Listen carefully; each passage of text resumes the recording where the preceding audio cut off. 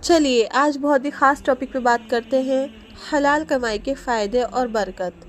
ہمیں معلوم ہونا چاہیے کہ حلال کمائی کے کتنے ہی فائدے ہوتے ہیں۔ انسان زندگی گزارنے کے لیے بہت سی چیزوں کا محتاج ہے۔ ستر چھپانے کے لیے گھر کا ضرورت مند ہے تو تن ڈھانکنے کے لیے کپڑوں کا محتاج ہے۔ زندہ رہنے کے لیے روٹی بھی ضروری ہے۔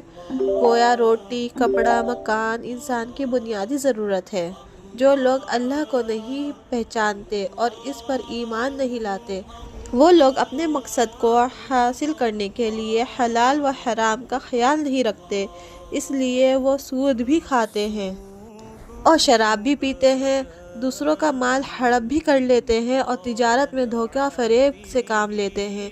لیکن جو لوگ ایمان والے ہیں، ان کے لیے ہرگز جائز نہیں کہ وہ اپنی ضروریات کو پورا کرنے میں آزادانہ رویہ اختیار کریں۔ ان کے لیے حلال و پاکیزہ چیزوں کو اختیار کرنا اور حرام و ناجائز کاموں سے بچنا انتہائی ضروری ہے۔ خاص طور پر اپنی کمائی اور روزی میں اس بات کا خیال رکھنا بہت اہم ہے۔ ہر وقت یہ خیال رکھنا چاہیے کہ اس کے پیٹ میں حلال ہی لقمہ جائے، حرام لقمہ نہ جا سکے۔ حضور صلی اللہ علیہ وسلم نے فرمایا، وہ گوشت جنت میں نہیں جا سکے گا جو حرام لقمے سے پلا بڑھا ہو۔ اس لیے حدیث پاک میں حلال روزی کی تلاش و جستجو کو فرض بتایا گیا ہے۔ اس حلال روزی کے بے انتہائی برکت و فائدے ہیں۔ حلال روزی کی برکت سے دل میں نور پیدا ہوتا ہے اور نیک اعمال کی توفیق ملتی ہے اور دعائیں قبول ہوتی ہیں۔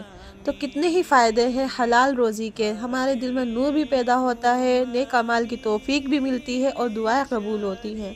ہر کام حلال ہی ہونا چاہیے، حرام سے بچنا چاہیے۔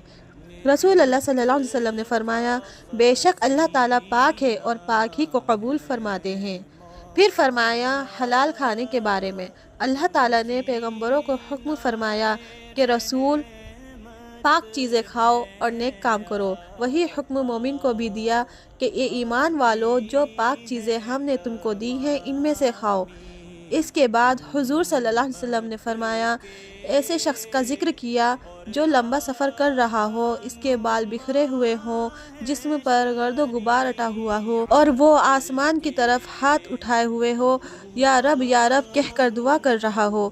یہ شخص دعا تو کر رہا ہے اور حال یہ ہے کہ اس کا کھانا حرام ہے، پینا حرام ہے، پہننا حرام ہے، اس کو حرام غذا دی گئی ہے، تو ان حالات میں اس کی دعا کیسے قبول ہوگی؟